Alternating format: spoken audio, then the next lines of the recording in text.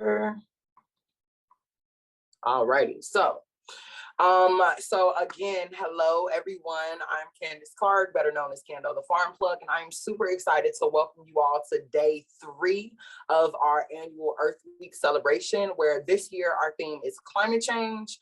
And of course, so just a quick recap, right? We've been having some beautiful conversations this week. We started out with Movie Monday, where we watched our very own Will Baker and his short film. We watched both versions and had a beautiful conversation about the power of narrative, the role of creativity, as we talk about spreading awareness, but not spreading, I would say, panic, right? We want to educate people and support our community to know about the realities of climate change, but we don't want to spread fear, right? And we want people to know how real it is outside without making them feel hopeless and making them feel small, like there's nothing that they can do about it.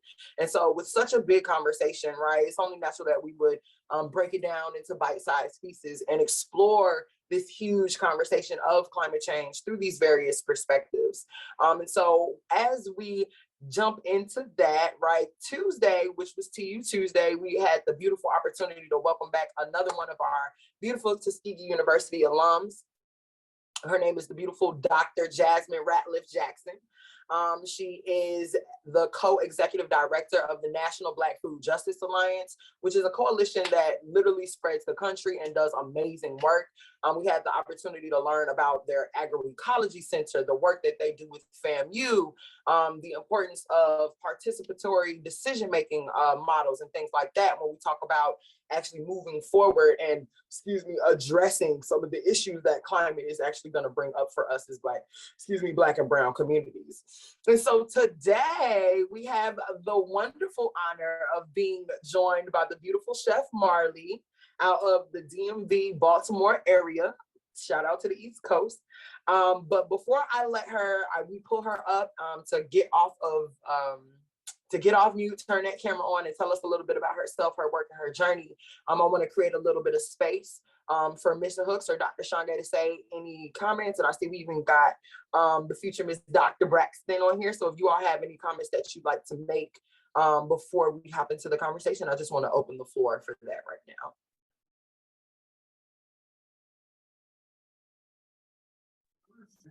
Good afternoon, everybody, and welcome to Earthweek 2023's Worldwide Wednesday discussion. I'm glad everybody's come back out. Still fighting the allergy, so I won't be on camera. My eyes are pretty much swollen up. But everybody sit back and enjoy the conversation, and please take notes like Cando has asked and chime in later on. This is an open discussion panel, so have a great time. Yeah. Perfect. Thank you so much, Mr. Hooks. Ms. Braxton, Dr. Shonda, do either of you? I see Ms. Tiffany here. I know you always have cool things. So I want to create space for, the Tuskegee University Cooperative Extension Program and the Carver Integrative Sustainability Center, and even our colleagues over in the College of Ag, Environment and Nutrition Sciences. So it's all of these people come together to make these things possible.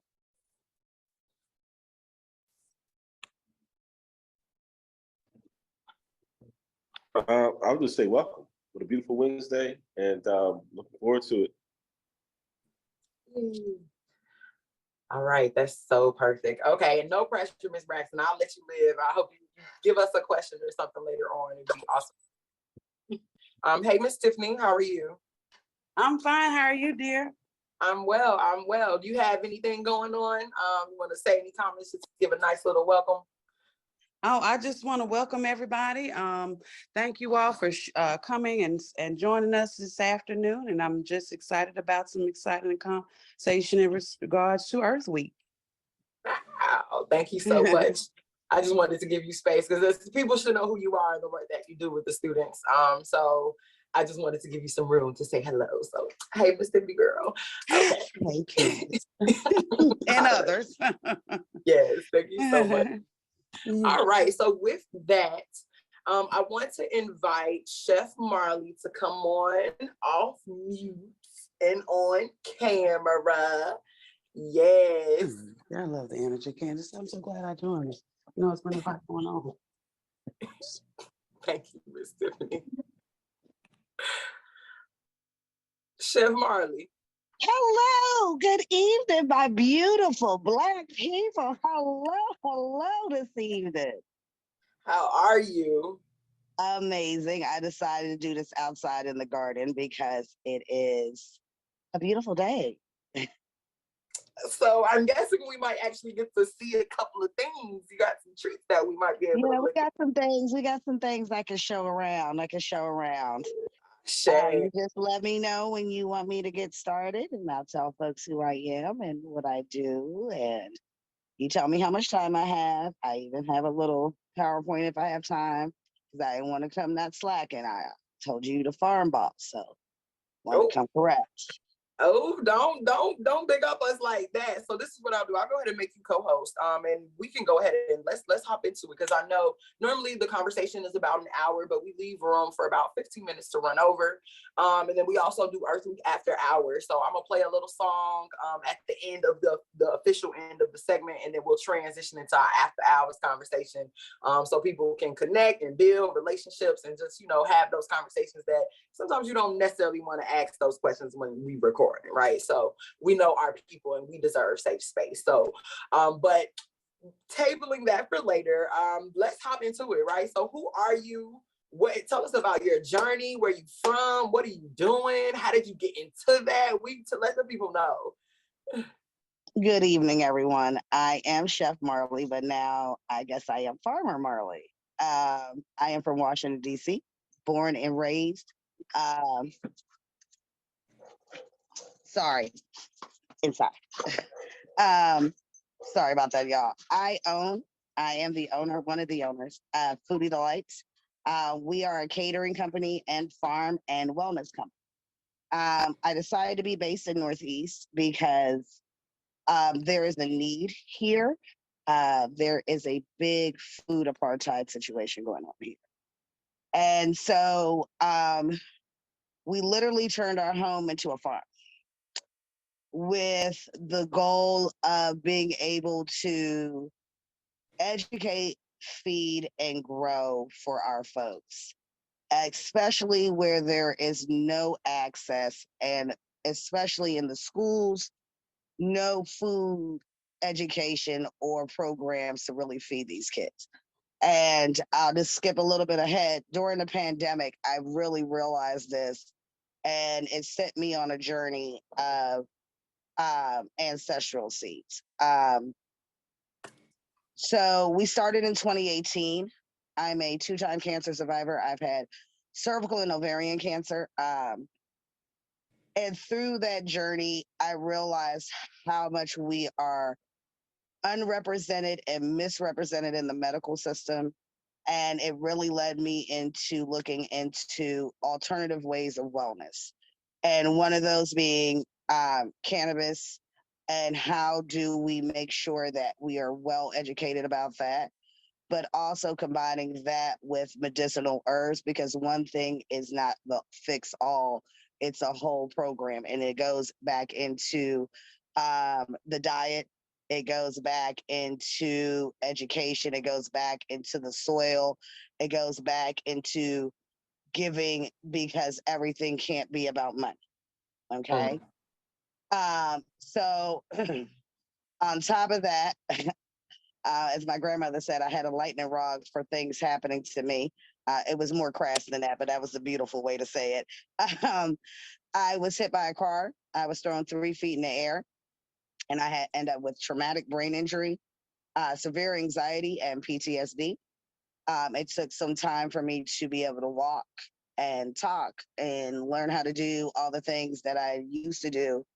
But the one thing God left me with was my culinary skills, my hunger, and the ability to grow. In 2018, I met my partner, and it was a perfect match because we were on the same mission. And so we went from figuring out how to grow in the inner part of DC where there's really no landscape, it's just really concrete. So we found any space we could. We grew on rooftops, and then we decided this was the best place to come. And with that, we were able to open up a shop and really start growing and being able to incorporate the neighborhood into what we grow. And so what we started doing was called the medicine cabinet. The medicine cabinet basically is a two-pronged thing. On the cannabis side, finding strains that help deal with things like I have, which is neurological disorders, brain injuries, severe anxiety, depression, um, speech issues, memory issues. On the herbal side, we have cancer, and that's on both sides, I should say that.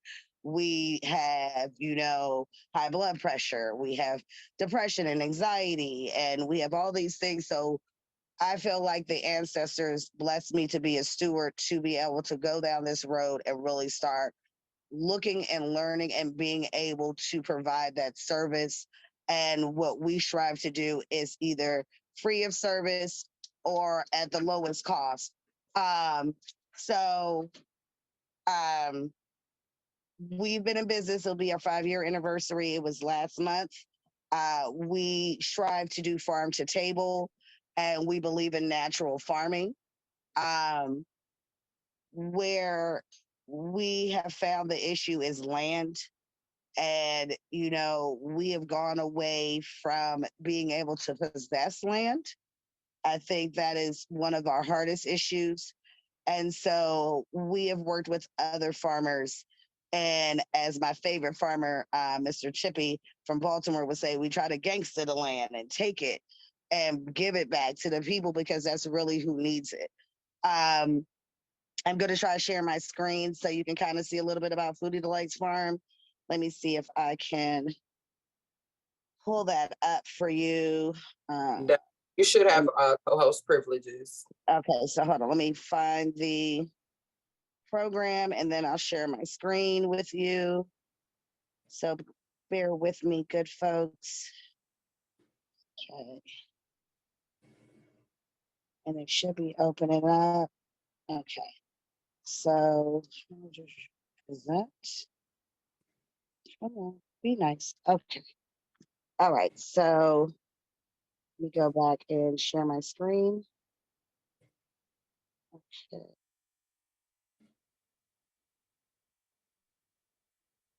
Start now. Sorry about this. So thank you guys for being patient. No problem. You got it. Let me great. Won't let me be great. And I thought I had fixed this all last night. I am so sorry. Okay. It's no problem. You can send it to me and I can pull it up for you if you like. Oh no, okay, let's see.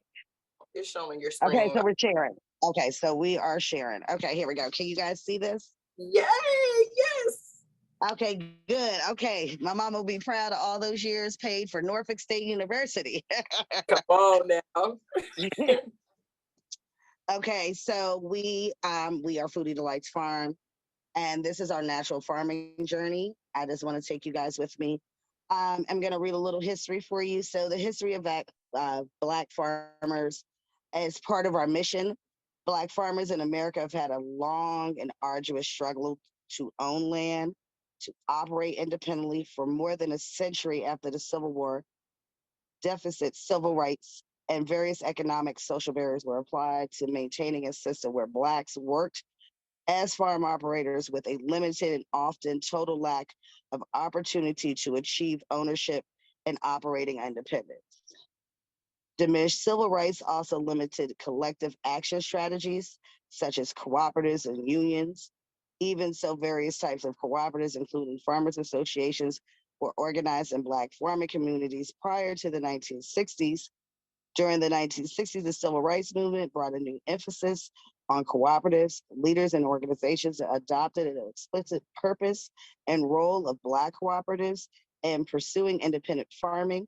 Increasingly, new technology and integrated contracting systems are diminishing independent decision-making in the management of farms. As this trend expands, more cooperatives may be motivated with a determination similar to those serving Black farmers to pursue proactive strategies for maintaining independent farming. Farming as a family-owned and independent business has been an important part of social and economic development of the United States. But for many Black farmers, it was more often than not a losing struggle. The end of slavery was followed by 100 years of racial discrimination in the South that limited, although it did not entirely prevent opportunities for Black farmers to acquire land. With knowing our history and where Black farmers came from, the struggle for freedom and independence to farm and be represented, now that we make up only 1% of registered farmers, helps fuel our mission of farming even more to the way our ancestors did, learning the ways, going back to the roots of using everything that the land provides us to grow your plants, nurture the soil, and the preservation of seeds. Learning natural farming has led us to creating our own soil, creating Jadam inputs. What we have done with our lot is created 6 raised beds. We use grow bags each season. We look at what seeds we want to germinate, what herbs we can add to the wellness cabinet. The goal each season is to grow things that will add to our health and our community's health. What do we need to grow for our inputs? What rare vegetables we can grow to add to the agricultural scape. As I stated, we started in 2018. Our goal was to create a company that would grow amazing food, farm to table, covered wellness, and gave back to the community. Our beginning wasn't easy. We had to figure out our grow space, and we created a garden in the city. We used a roof and a small little space. We had to use grow bags. This led us to our beautiful journey into natural farming in Jadam. The importance of learning how to be sustainable and rehabilitate the land was calling to my partner and I. So here is a picture of Dr. Merritt with Firebird Farm. This is UDC. We took his biometric soil course, but to be able to see someone that looks like you and care for the land and go back to the ways that our ancestors grew and be able to get that knowledge was such a great experience. So I just wanted to give them a special shout out. And our mission to farm. So if you look, you'll see how the house looked before we got it. If you look to the right, we have how the house looked our first season, our first year. And why natural? It produces nutritious crops. Soils responsible for providing nutrients to the crops planted in it. Natural farming provides food of good quality due to proper soil management. The use of animal manure to improve the health of the soil supplies the crops with necessary nutrients like nitrogen, phosphorus, and potassium. Natural farming prevents soil erosion. The use of green manure, plants grown specifically to be returned to the soil as fertilizer, is also utilized to bring back nutrients in the soil after the primary crop is harvested. It also is a great way to reestablish the health of the soil, which makes it more resilient to soil erosion. Preserve biodiversity. Biodiversity can also be developed, nurtured through natural farming. The place where natural farming operates is an ideal habitat for various species because it allows them to breathe clean air that makes them naturally healthy and resistant to illness. It mitigates climate change. Natural farming fights against climate change. Admittedly, the use of synthetic made fertilizers and pesticides to cultivate crops and livestock contributes a huge amount of greenhouse gases, such as nitrous oxide, carbon dioxide, and methane. However, the soil of naturally cultivated farms can store carbon, keep it from contributing the worsening problem of global warming. Protects water quality. Aside from reducing the impact of climate change, natural farming can also improve the composition of water by decreasing the amount of preservatives, which usually contaminates the water. The practice of natural agriculture will not prosper without the effort from the public with the benefits mentioned above. It's safe to say natural farming has done a lot of good things already, but the most important impact of natural farming as a form of sustainable agriculture is that it can protect the future of humanity. The solution to the emerging global problem is right before our very eyes. The initiative is to take part and invest in good agriculture practices. can efficiently improve and sustain our health, our environment, and significantly fight against challenging global issues such as climate change. Why KNF? Soil plays a vital role in our ecosystem. Without it, life for many multicellular organisms would cease to exist. In addition, food shortages are driven by soil degradation. Poor farming practices led to loss of nutrients through erosion and leaching. To maximize crop yield, it is imperative that farmers maintain a healthy environment for plants to grow, as the quality of soil can change the outcome of a harvest. The most common way to replenish the soil is by adding fertilizer to it. However, the maintenance of fertilizer soil does not come cheap. Fertilizer and other soil additives can be expensive. The KNF technique has become increasingly popular among cannabis growers in recent years, as it fits with the conscious shift away from synthetic nutrients, additive, and growing methods. Amid discussion about carbon footprint, some commercial wood growers are using KNF techniques to address these issues, which has led us to this journey, where we use it for our herbs and vegetables along with our cannabis. We see the benefits, the IMOs and the FPJs have had a benefit to our plants and soil. Taking the time to learn Korean natural farming and go into the classes has shone a bright light on how we can take what we learn and give back with knowledge. Core values of KNF we follow on the farm: using nutrients contained within the seeds, using indigenous microorganisms, maximize genetic potential with occasional inputs, avoiding synthetic fertilizers, avoiding tilling of farmland.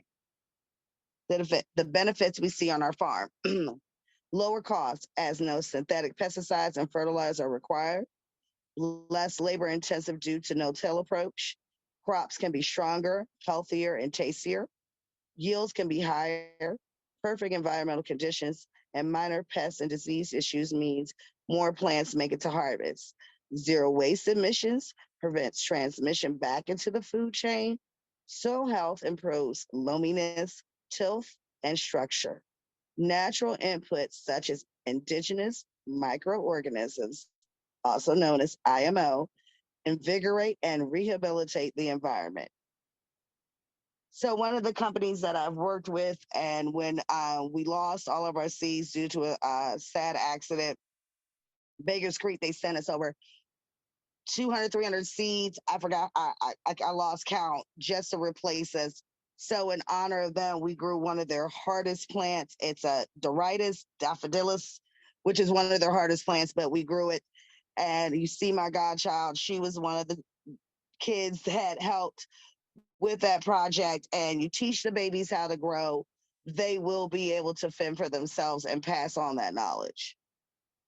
Our farm. The goal with our space is to grow vegetables, herbs, and cannabis the most sustainable way possible, while partnering with other farmers and seed brokers to share the knowledge, to share the inputs, share seeds, and the mission.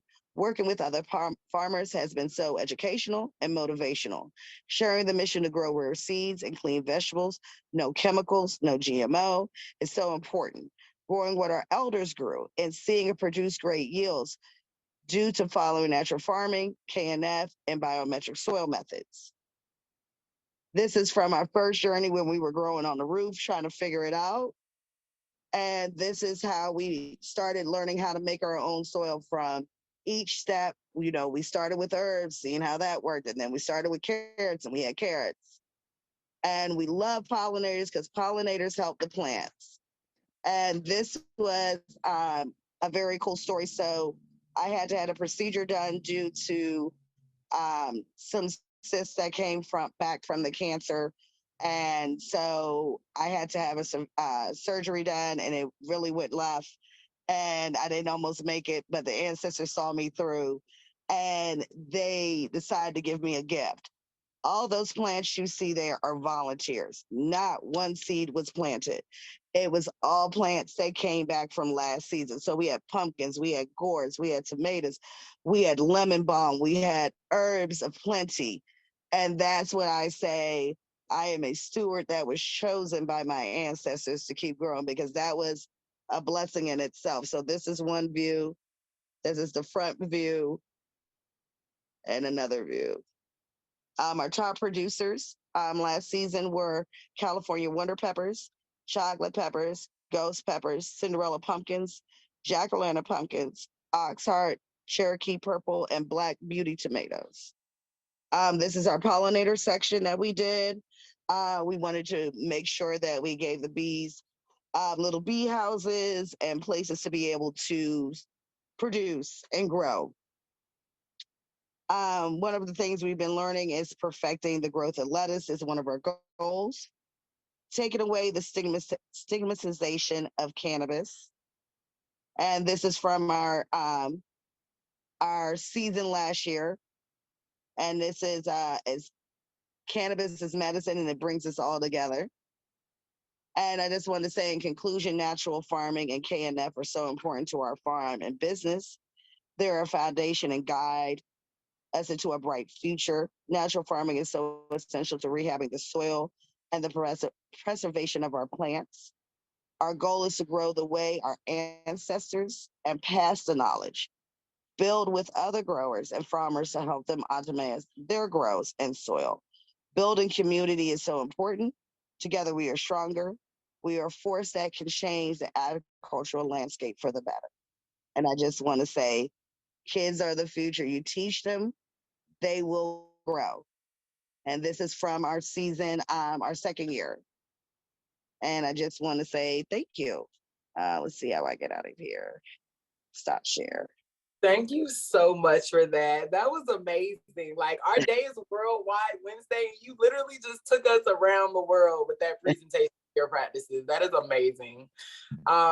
So I want to create some space and remind people, if you all have questions, anything that stood out to you, if you just want to say, hey, check my leg, what is KNF? I just learned something. Please participate and engage in the chat, because remember, this is a dialogue. So it's about us getting to know one another and build a community, okay? But really, like, we're talking about climate change here, right? This huge, big conversation that, like, everyone keeps hearing about, but we all don't really know what it is, or we do know what it is, or whatever. So I'm interested to know, like, how, and you basically just told us, but how would you say your organization and the work that you all are doing, how do you directly impact climate change? So with us doing natural farming, we stay away from any pesticides or chemicals. We build our soil naturally.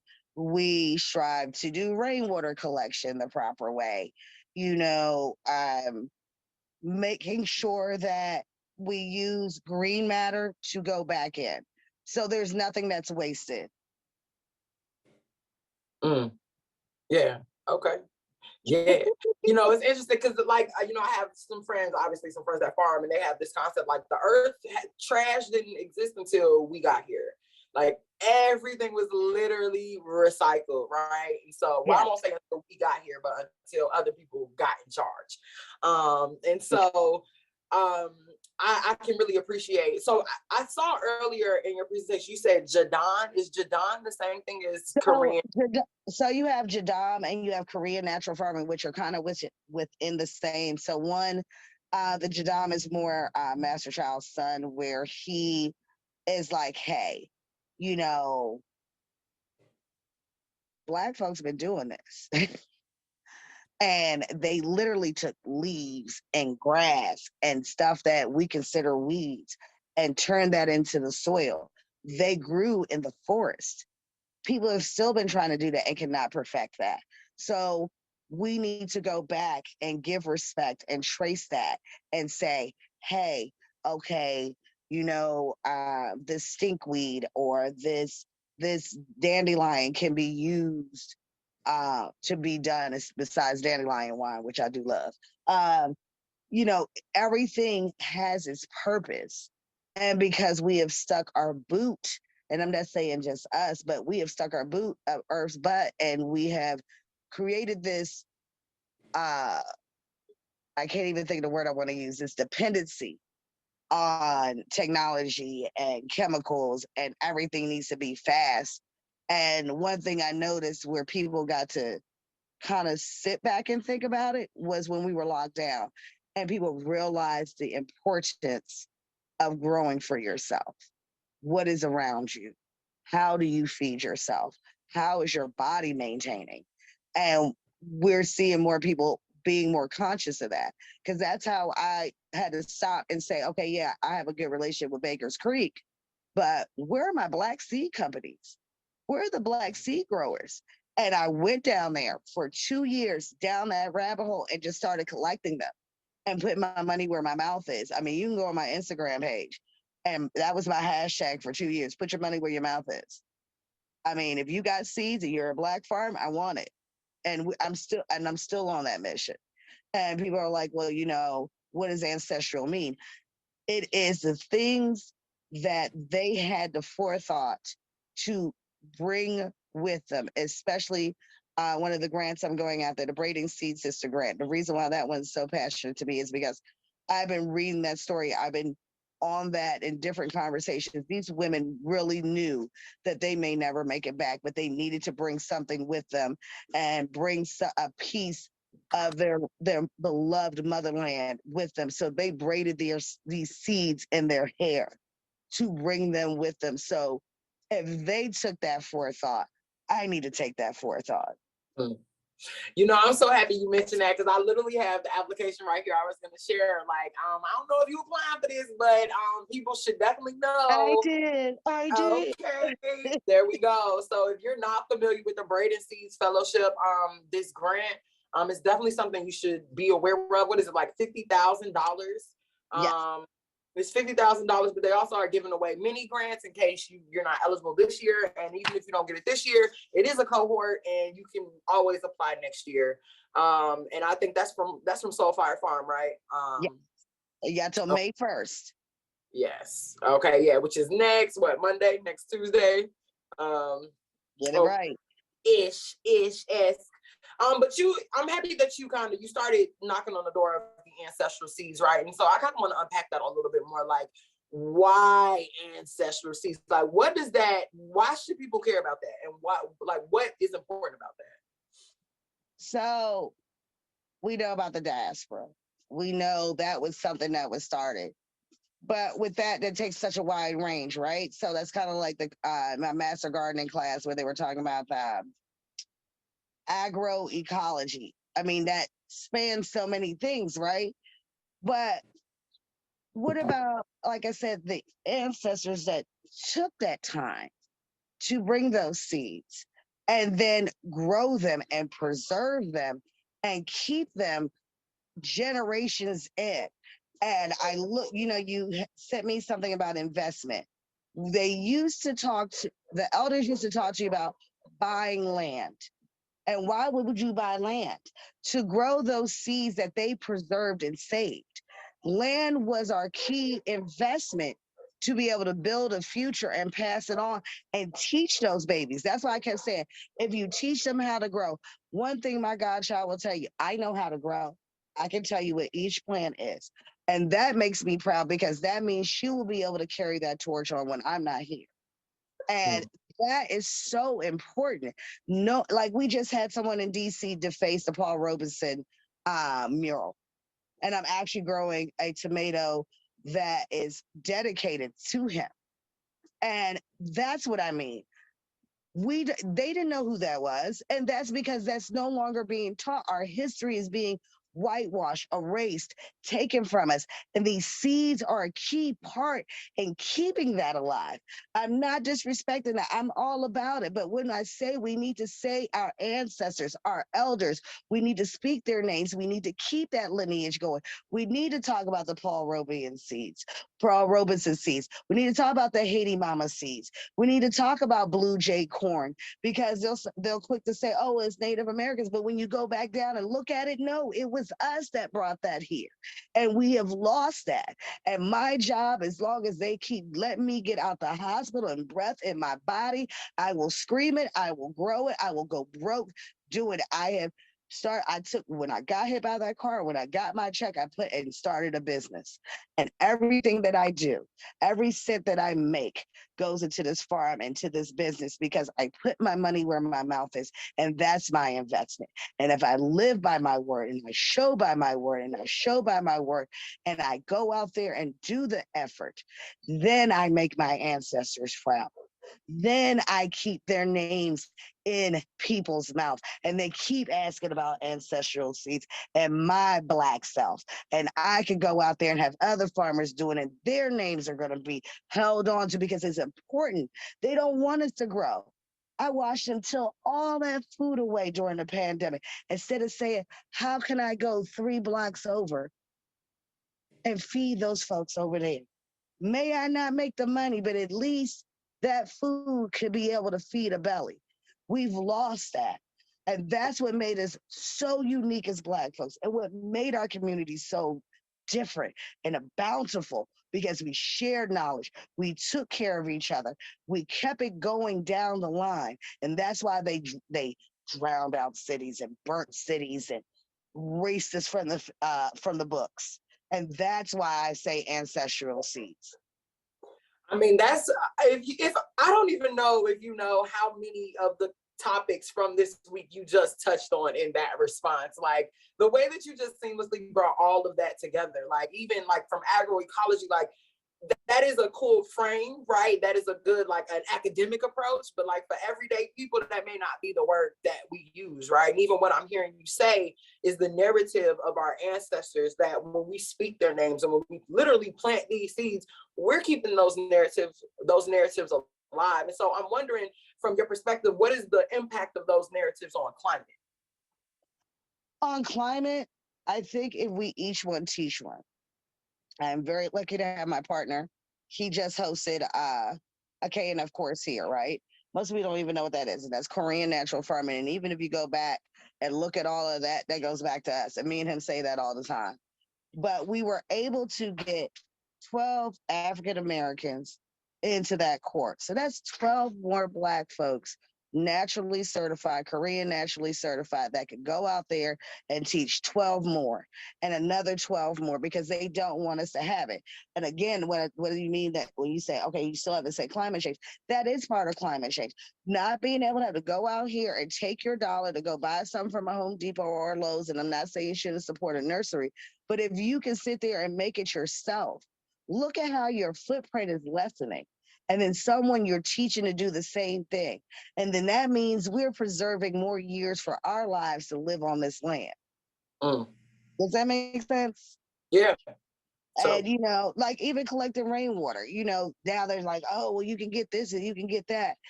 But before it, our ancestors just stuck a bucket out there and made sure they collected rainwater. They were fine. It's always this constant thing of now they're seeing where everybody's going. We don't want you to go that way, so we're going to say do it a different way. No, we got to go back. We got to research. We got to learn, and we got to work together. That's the other key piece. I can't hold all the knowledge. Like we were just blessed to be able to get a community garden, so they didn't have any seeds.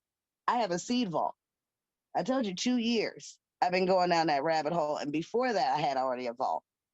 I put that because I want to be able to put action into my words and be able to show how do we naturally farm?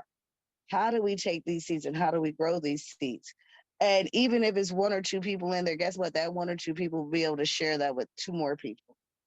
And that is my blessing from me to be able to share that. And that helps with being able to learn how to compost. That changes the climate. Being able to take green matter and use that to be your fertilizer instead of using manure. Small things like that change everything in a slow way. And even like what you were mentioning, like that, it's almost like that interdependence on community. Like you stop being so dependent on, like this, with everything with Russia and Ukraine, fertilizer shot up. So conventional farming it was already difficult for Black farmers. Like you mentioned, it's only like 1.34% of the farmers that are farming are Black. And most of those farmers are small to mid-sized farmers. So they're not the mega farms that are doing most of the runoff, that are doing most of this polluting.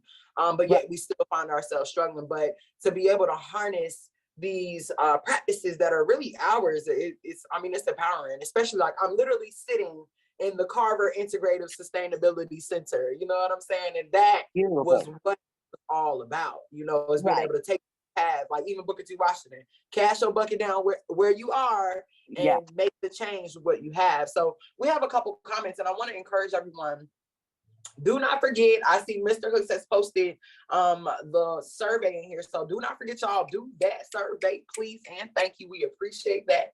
And Carnell, Mr. McAlpine said weeds do replenish organic matter.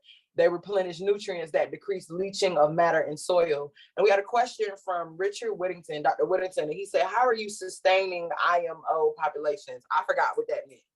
Can you run it back for us? What do you mean again? So with your IMOs, you know, you can make that with just, like I said, it's simple things. Usually it's sugar or turmeric or fermented ginger. It's fermentation. It's a lot of letting things rot, right? And I'm not gonna lie to you. Anytime I get a Home Depot bucket, I'll take some leaf matter, fill it up with a bucket. Does it smell awful? Yes. Light some incense and just keep on pushing and give your neighbors a pie every once in a while so they don't fuss at you. And that's how I keep on going. But you know, and then they know, hey, she baking that stuff because I know come June I can go get me a tomato or I can go get me a cucumber. And they know my garden is their garden. And they were so happy that they were like, oh yeah, no, you're a farm. They know this farm is their farm. And like I said, with the IMOs, it's small things like compost or making compost tea or doing your, like I said, your IMOs, you know, your fermented ginger, your turmerics, letting like we just were doing potatoes, basically boiling potatoes and then put them in water and letting them ferment until they make the amendment. And what that does is keeps pests away, it helps with root health, it helps with leaf health, it keeps powdery mold away. And then those are just things you have in your house. How many times have you let potatoes go bad, right? So it's just small things. And there's tons of videos on YouTube about it. I wish my partner was here. He could talk to you for hours once you go down into IMOs and leaf collection boxes, making your little boxes and collecting your leaf matter and pine cones and those things, because you'll start seeing mycelium and you'll see natural mycorrhizae, because those are things that are naturally there. We just don't pay attention to it. Like I have sorrel. I planted one sorrel. Now I have 20. You know, and like same thing with comfrey. I started off one blocking comfrey, one true comfrey, and now it's everywhere. And now my neighbors can go and make comfrey tea. You know, that type of thing. It's small little things that you do to help with your garden that end up benefiting everybody else. And it's and like I said, if you want to go down the Jadon rabbit hole, like I said, there's tons of videos. If you want to do another one, I will put my partner on here and he'll go down that rabbit hole and tell you everything, you know. And I mean, small things like who has ducks and rabbits? Use the duck and rabbit bedding for your fertilizer. Yeah. Yeah, we had someone in the comments say, please do. So it sounds like we about to have to cook up another conversation with you and your partner. But we're definitely, we do Earth to You once a month throughout the year. So to keep us connected, because we don't want to just connect during Earth Week, right? It's fun, it's beautiful to do. It is the celebratory time, but this work is happening year round, and people like you are doing this work year round. And so we definitely want to leverage, you know, this space to be able to amplify the work and support the work that you all are doing. I see that Mr. Hooks has his hand raised. Hello. Yes, good afternoon. I had a question because we hark back to the times of our ancestors, or not even our ancestors, to our grandparents and parents, and how they farm out of necessity. Right. It's really based on, a lot of them didn't have the money to buy those amendments when they came on the market in the late 50s, 60s, and 70s. And unfortunately, by that time, and by Jim Crow and sharecropping basically weeding us out of the system and out of our land, a lot of us left there. But I have noticed this great growth inside the inner cities with urban gardens and that renewal perception. But I always hark back on, and I'm curious, with climate change, how were you affected this last winter when the temperatures were really ridiculous? It went from being cold one week to being warm one week. How has that affected you in your garden? And how much are you like the only garden in your block neighborhood? How far is your reach in the community that you're in? Okay. So with the winter, um, we weren't, it was, some things couldn't handle it.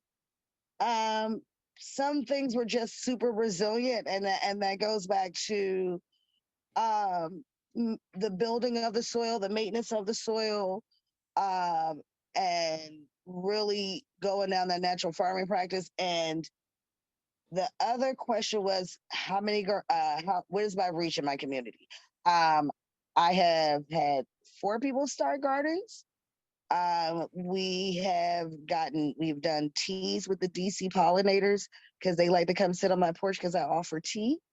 I have reached out and just given and donated seeds to different small farmers and gardens because I feel like those relationships are important.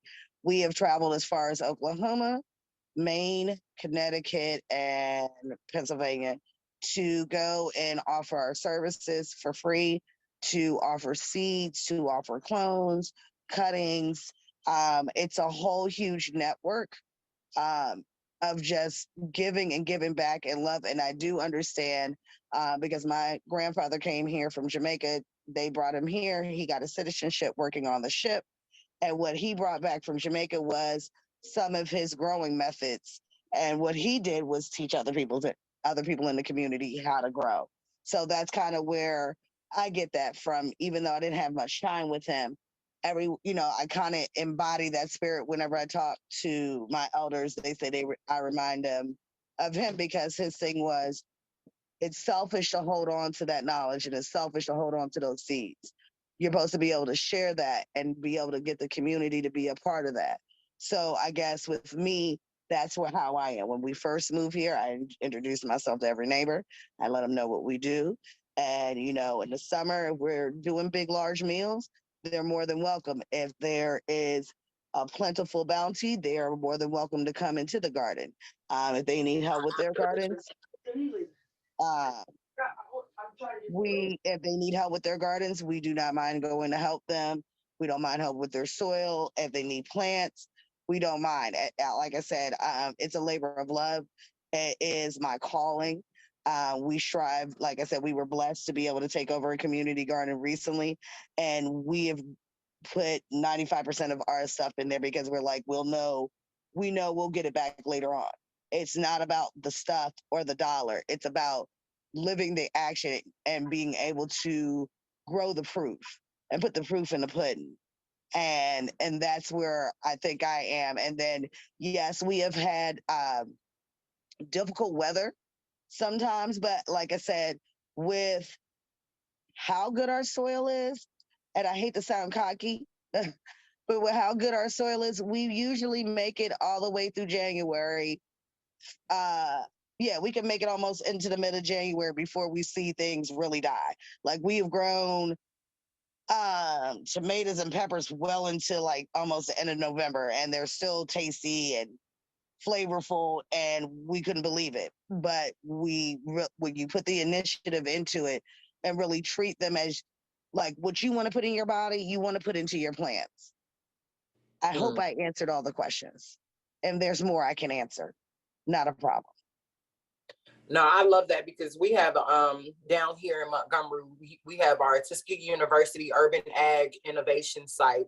And so it's basically because a lot of the times when we talk about Tuskegee and our legacy is, it's rural, right? And of course we have extension and we do work with, city partners, but this garden in Montgomery is kind of like our space to kind of really, to test out these different innovators situations, because almost more than 60 to 70% of the population will be living in urban spaces by 2050. And so, there are a couple of key dates that people throw around all over the world when we have this conversation about climate change, and that's 2030 and 2050, with 2030 being kind of like our cutoff for, they're calling the 20s, like the 1920s were the roaring 20s. This is the decade of decision where we have to make major decisions in how we're shifting the way that we're operating, because by 2030, it's going to let us know what 2050 is really going to look like. Oh, listen, you know, I've been told no. And that's in my chef career, in this growing career. I mean, I have literally gone up to community gardens with my 3 big old containers of seeds, like, I'll help you, and gotten turned away. I've been able to help some. You know, we are right now about to do some things with Dreaming Out Loud, because we keep telling them, you know, hey, we're about the effort. We had them come here and come see the space. It's a little unorganized right now. That's why I'm not showing it off. I literally just threw a table because I was mad it broke. I threw a raised bed table in the middle of the garden. So,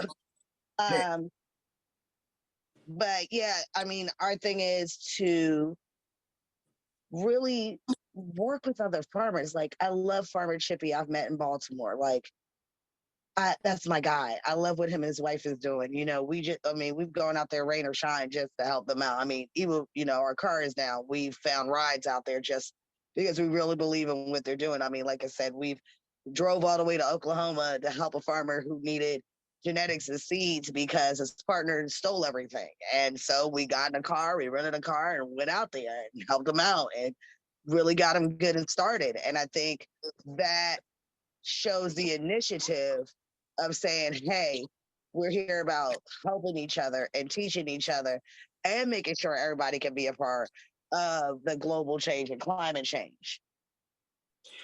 I shake. So we have 2 questions, 2 people. Okay. So Lakaya has raised her hand, and then I know Carnell, Mr. McAlpine, has a question too. So we'll go from Lakaya to Carnell. And I want to remind everyone to fill out that survey. Fill out the survey. Fill out the survey. Okay, go ahead, Lakaya. Yeah, Marla, I just want to thank you for, you know, your presentation and just also your contributions to food sovereignty. You opened up speaking about, you know, a lot of adversity that you dealt with that actually brought you into this space. And I think a lot of times, you know, we hear about, you know, eating healthy and what it can do for you, but also understanding our relationship with the land and how it contributes to your well-being too. This is kind of for myself. So I too have, you know, dealt with adversity. I think we all do, you know, whether it be with health, anxiety, stress, just being Black in America.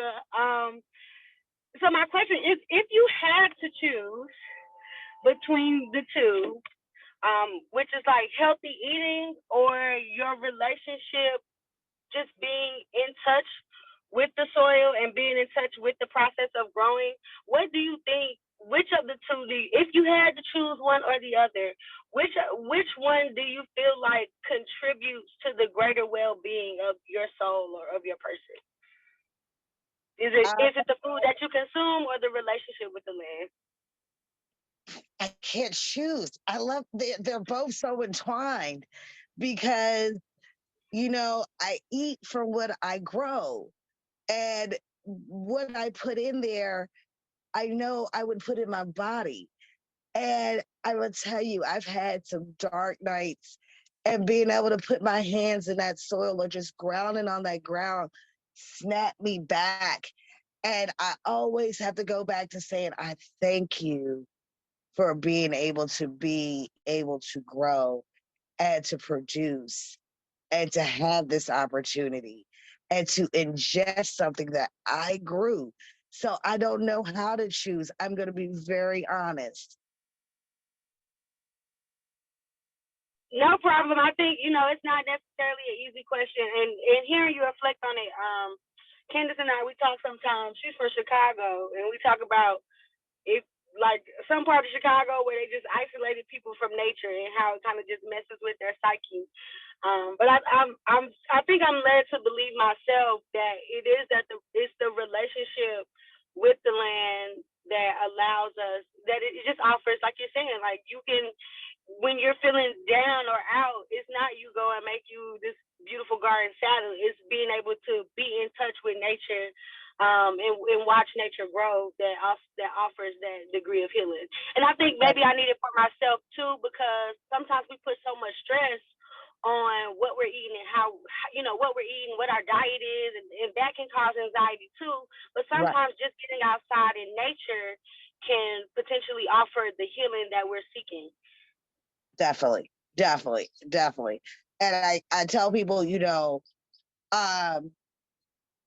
knowing where your food comes from is the first battle to health, is the first step into healthy eating. Everybody thinks like watching your carbs. I mean, I know watching your carbs and all that stuff is important, but like if you know where your food comes from, that's the biggest step.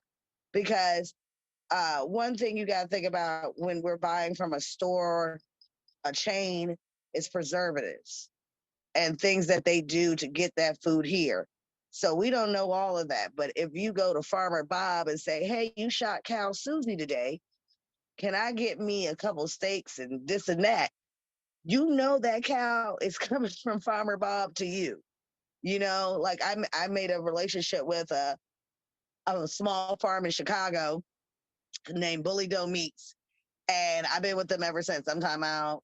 Even when I was in the hospital, I was like, yeah, just go ahead and send that lamb on. It'll be fine. They can put it in the freezer because I know they were going through it during the pandemic and I didn't want to stop my subscription. But I know my lamb comes from that farm and we have a great relationship. They even sent me a get well card.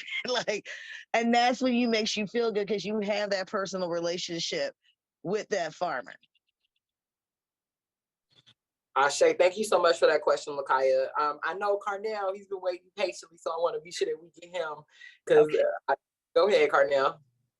No, I just wanted to ask a question as far as like I know like urban communities and smoking in urban communities. Smoke causes 50% of photosynthesis destruction, which is very essential to plants. And then after that, it produces carbon dioxide, which is CO2, which destroys the stomata, which is the leaf on the plant. So I know in the urban setting, smoke like secondhand smoking is big in the urban center, probably like at 14%. So how do you get past or resolve that to grow vegetables? Because smoke causes carbon dioxide, which is CO2, which is it decreases photosynthesis by 50%. I mean, you can look it up, the data on it. No, you telling the truth. Look, I restrict people from even smoking in my nursery. So I just don't want y'all to judge me because I got angry with my table, so I threw it. But I'm gonna show you my neighborhood real quick so I can answer that question. Yeah, and this is a good question too, even when we talk about like air quality, right? And I know yesterday I think Jason raised the around like the tree canopies and heat islands and stuff like that. So our urban spaces are definitely dealing with this.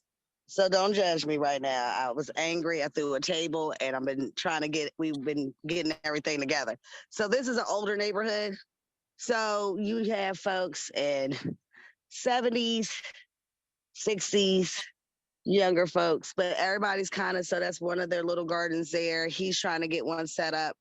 But we really don't have too much pollution or secondhand smoke around here because this is the older section of this neighborhood, and that's the kind of why I like it. Now, I know some folks have more of a difficulty because of apartment buildings, which you would go further down that way. Like corner stores and things like that, that can cause an issue. But again, I always tell folks, there's more than one way to skin a cat. And then that goes back into your soil, your amendments, your nutrients, and you make it you watching your plants and knowing when something's wrong. Like I had collards out here that were still going, and I started to notice that something was bothering them. And it was that one of the kids thought it was a nice thing to leave a plant. Well, it was infested with mites.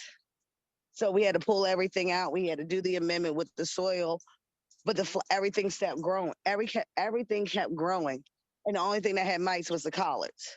So it's knowing your soil and knowing your plants. Does that that's kind of where and I know, you know, we're not in the city, and like when we were in the city, we were on a balcony or not so more near the stores or the clubs. So again, when we have people who are doing it from apartment buildings, what they'll do is they'll use sometimes netting just to make it as an extra protective measure. And then sometimes they're like, hey, I know the amendments that I've made, my leaf tea, my leaf compost, or this IMO I made, hey, my plants can make it through that.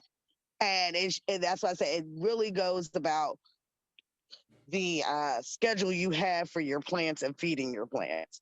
And I can't speak for everybody, and that's why I say it varies for everybody. But I understand what you were asking. I just wanted to kind of show you where we were at. Me holler. TAC don't do that, but they would never legalize TAC over 3. I hate to say that. I got this. I'm gonna have to stop you, Carnell. But secondhand cigarette smoke does that. Secondhand smoke, and it's big. It's big in the inner city, but they would never legalize anything over 3 point or TAC. These are facts. Check the date on it. Then check the date on it. Don't get me started on that, sir. We're gonna have a whole 2-hour conversation. Don't get me started. I be sounding like Martin Luther King out here. I got a dream. Don't get me started, sir. That's a whole nother conversation. Oh, love y'all, man. Love y'all, man. For real. Chef Marley, thank you so much. I always love when you ask the question because you have so much information. Like you are like legit one of the smartest people I know. It's wild. Chef Marley, also like there's a whole piece of your work that we couldn't even tap into, and it's the pre-holiday or the holiday. So we gonna have a conversation tomorrow as well, and I definitely want to invite you back for that conversation because we'll be featuring one of our partners down here, a brother outside of Birmingham doing some amazing work. But we've got one more question from the audience, and I have 2 questions. And I also want to remind everyone that if you are actually located in Tuskegee or near Macon County at all, that after this conversation, they're going to be having a movie. They'll be showing a movie featuring some of our professors on campus. They'll be watching that on the Henderson lawn on campus. And then Friday night to Saturday morning, there will be a camping trip. So if you all are interested in participating in that camping trip, please shoot me an email and I will forward you the details to that. And also don't forget to fill out that survey. And with all of those, I'm going to toss it to Amir for his question, and then I got my 2 wrap questions for you, and then your shameless plugs. Hello, Miss Chef Marley. Thank you so much for showing up. You got me inspired to go out there and plant something on my little farm. I have a quail farm. We don't do too much, vegetables or anything like that, but now I'm inspired to want to go out and do something. But my question is a little bit away from farming specifically. You're a chef, and I like to cook, so I was wondering if you could give me some type of simple something simple that I could create that I maybe haven't had before. I consider myself a pretty normal eater, so if there's anything that you could give me quickly that I could use. Chef, really quick, I'm sorry, this is Jason, not to interrupt, but tell him about the seafood mac. You know what? That's why I can't feed you, because you're going to tell everybody. Okay, I will tell you about you the already know the seafood mac is where it's at. So seafood mac is one of my favorites. Now I can make it easy for you. Now if you're doing it just for you, something just to have, pasta water is always your best friend. Okay, so you can do 2 things. I love the pepe. So basically, it's Parmesan, pasta water, black corn pepper, and you make that in a pan, and you toss in your noodles, and just add a little fresh to it with a little lemon juice and some fresh herbs. That's a great one. Now, Jason's favorite is my seafood mac. So I like to do heavy cream, white wine, garlic. I make a roux. I always start off with a roux. Then I add in my white wine, add a little seafood broth, and then I just make my heavy cream, and then I add all my cheeses. I love all the cheeses. I do not discriminate. I tracked down a cheese farmer. Do you understand? I have relationship with cheese farmers because I got a sickness for cheese. and wine. And then I add all that in there. And then I like to get big old colossal shrimp and crab. And I like to put, I love to put like 3-4 different size shrimp, crab meat, mussels, clams. Sometimes we'll do a little squid in there. And then we bake that at 375 until it's just golden and bubbly. And when you scoop it in there, it just smells like goodness. It's just wine and garlic. Thank you so much. Thank you so much. I tastes can't wait so to good. try this. Ashay, I want to build on that question though, Chef Marley, because we have been talking about, indigenous crops and things like that. So do you have any indigenous recipes? I know like callaloo is something that people talk about a lot. Pigeon pea. I love some pigeon pea. Now, see, my neurologist made me go back to pork because he was like, I need you to eat, because I won't eat. And so I have found swine again in my life. So I'm sorry for those who don't eat the swine, but I have been back with pork and pig, and he is my friend. So I like to make my pigeon peas with a good old piece of pork belly, let that fry down and slow it in, and I let that thing cook. Now, if I'm trying to be bougie, which I just did the other day because my dog is in heat, so I had my friend has ducks, chickens, and rabbits, so he gives me all his whatever he has left. So he gives me a whole bunch of duck carcasses and duck eggs. I just gave Jason some actually. So I'll take the duck carcasses and I'll make duck stock. And so sometimes I'll make like gumbo with that, or I'll do like a risotto with some big old pork belly chunks in there, or I'll do some pigeon pea with duck broth. And my thing is, slow and steady wins the race. When you're dealing with like purple hull pea, cow pea, these are black peas that we had, like the professor said, that were necessity, but we can make them into delicacies. And that's one thing I love to like about B. Smith and a lot of these chefs, right? If we want to go on a chef tip, reason why they tried to almost take my scholarship away from culinary school is one of my missions was to find every black chef that that is not in a book and that these folks stole from. Escoffier and George Washington chefs and all of these folks, because they were black folks that were sitting there, that were shipped to France and were taught these amazing skills and made it their own and put the flavor on it, put that stank in it, put that struggle in it. And that's why a lot of that stuff we're not accredited for. And I'm telling you, like, oh my God, some good boudin, honey, baby. Yeah, that's why I said, don't get me started. We gonna have to get you down here because it sounds like we need our palates expanded, okay? And we do have a question from the beautiful Miss Latanya, so we got to let her come through with her question. Miss Latanya, how are you? I'm about to say, now you done raised your hand on me. Don't do me like this. I was excited. Okay, well, while she gets her question together, I like to kind of put these two questions out here because this is definitely going to be recorded. We're going to edit it. We're going to edit it and share it on YouTube so that people can come back to it and really sit with some of these jewels that you're dropping for us. But I'm wondering, for one, what are two key takeaways that you want people who are watching this or people who learn about you and your work? What are two key takeaways that you want them to walk away from this conversation with? That invest in yourself, invest in your dreams, invest in yourself. You will never regret it. Your dreams are not silly. Your dreams are relevant. Invest in that because you're going to find out how great the reward is by going down that rabbit hole. And, keep going for it. Keep going for it. Keep going for it. Keep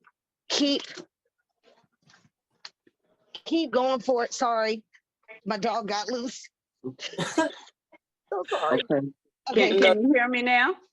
Yeah, we can hear you, Miss Latanya. Okay, we were talking about the different carcasses. I'm trying to get into bone broth. I wanted to get her idea about the bone broth that we can make ourselves. And you talk about the different recipes that has been stolen from our ancestors, and it goes back to our generational wealth that's just gone.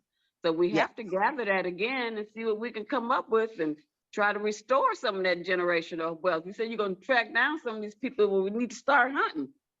Yes, ma'am. I started working with Ujama seeds, and bone broth is one of my favorites. Like, I love bone marrow. I love me some bone broth. Like I said, I took me a whole duck carcass, cooked that sucker down, made me some broth, gave the rest to the dog, used the rest for compost, and nothing went to waste. And that's something that, even though we say, oh, it's out of necessity, it was part of the struggle, but that was part of the pride because we could feed a family of 12 off of one pot.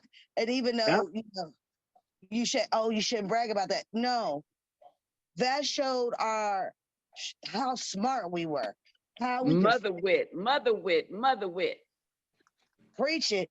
And that's why I said we need to be proud about these stories because they try to make us not proud. I just heard a man say, he said, I will not say we were slaves. He said, I will say we were enslaved. He said, because that's the first trick they try to put on us. He said, we need to say we were enslaved, but we broke from slavery. He said, because it's not, we're searching for justice. We're looking at the injustice to try to figure out how to get to justice. He said, we have to look at our verbiage because our verbiage is the laying stones into how we go to the battleground. And that is my favorite saying. Say so. Oh, okay. We Amen. get in the after hours.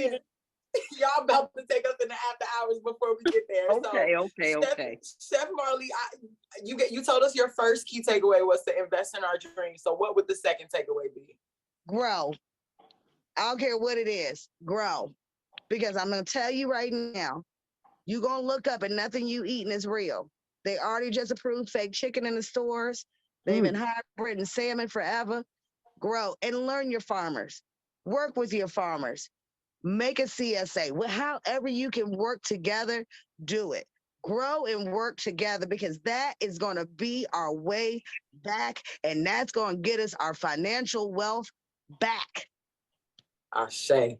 And so my final question to you before we get into your shameless plug, shout out to any upcoming events that you have, is that, of course, we are at Tuskegee University, right? And I consider us, of course, we cater to students, right? But everyone here from all different walks of life, we're all lifelong learners, right? And so for anyone who may be watching this and is maybe a freshman in high school or a freshman in college and is moving towards what they want to kind of moving towards their career goals, right? My question to you is, what advice would you give someone who is looking to break into the agriculture industry or return to the agriculture industry? What advice would you give them? Go for it. Go on a farm, spend that time, work with the farm, learn everything you can.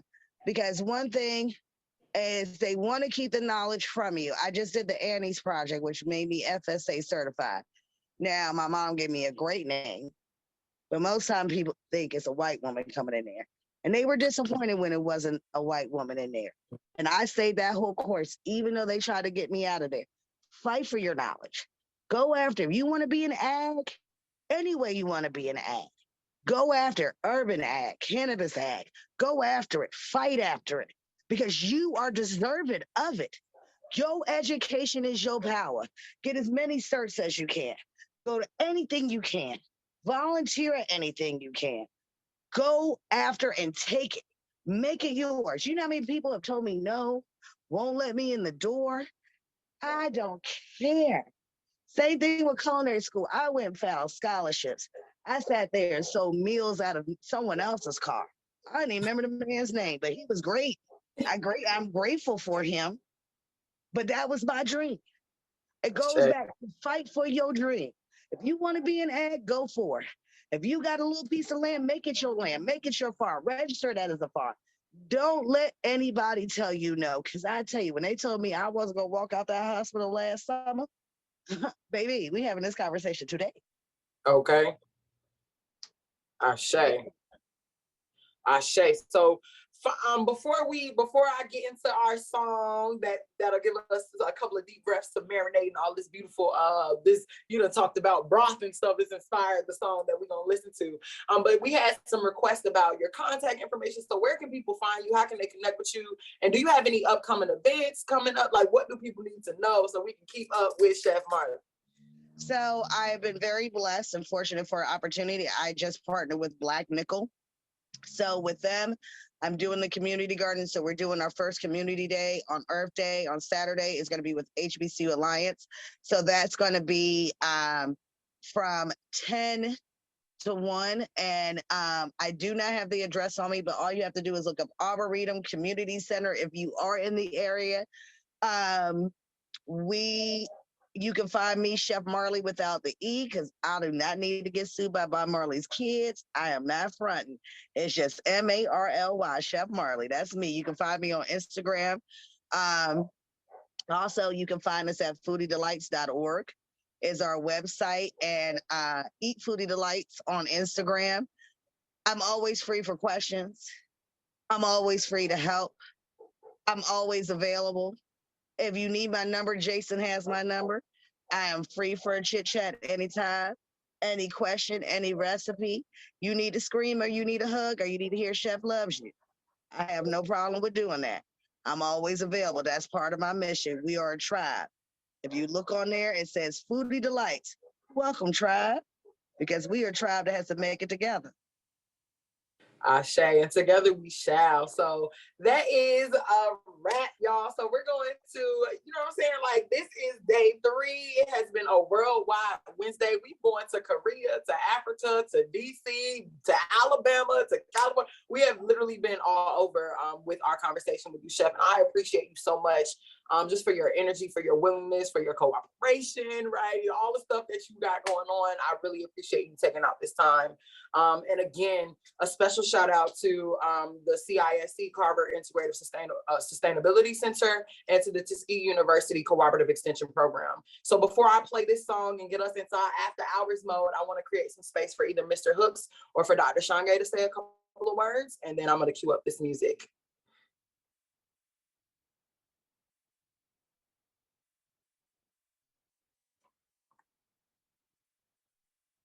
I know Mr. Hooks isn't feeling too well, so I'll just say what I know he gonna say, and what he gonna say is do the survey. So be sure that y'all fill that survey out. And I'm about to say do the survey. Oh, I don't know. You know, you had allergies. Do the survey. And thank you, Ms. Holland. Really enjoyed the conversation. Thank you, everybody, for coming out. Thank you, Ms. Clark, for your beautiful hosting. And see y'all tomorrow. Hey, and everybody, let's try to bring one guest, one person that's not here. Let's bring one more guest and let's keep this going. This was really good tonight. So thank y'all all. It's been really good the whole week, but thank you all for coming out. God bless. Ashe, thank you so much. Dr. Shange, do you have any comments before we slide to this music intermission? I know, just shout out to Chef Marley and tonight's presentation. I mean, one of the things too I took away from it too was just hearing about the growing and the activity while healing. I mean, it's a real kind of personal message to me right now. But then Crazy got a text from the city during the message too. You know, Tuskegee's healing right now too. You know, some serious situations that happened over the last weekend here. Well, not here, but from some young brothers that were from here. So, you know, just keeping it in the front of our mind, you know, we doing all of this as a community while healing. So, you know, continue to heal, continue to build. And we really appreciate all of y'all.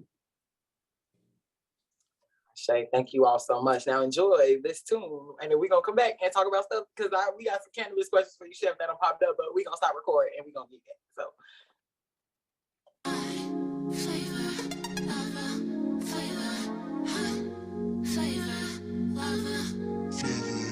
in the city we party, in the party we dance. When we dance we get down. Show them how we get down. They get mad, show out. Give them more energy, cause they looking real tired. Look like they falling asleep, no lie. Everybody falling asleep except us. We gon' run across the world before we lay down. We gon' have some holes in our shoes before we lay it down. We gon' have to break the bank before we lay it down. We gon' have to speak the truth before we lay it down. Keep it real, are you really awake? Lazarus steak, you take a girl to fast food, you on a date. You only want the car, she want the steak or the salad. She ride out for you daily. She loves having your baby. You love driving her crazy. You love Woody on Stacy. You like Anna and Jamie when they give you good sex. Backward gas, no reflex. Stars align like digest. Push it, pop the defect. These girls get no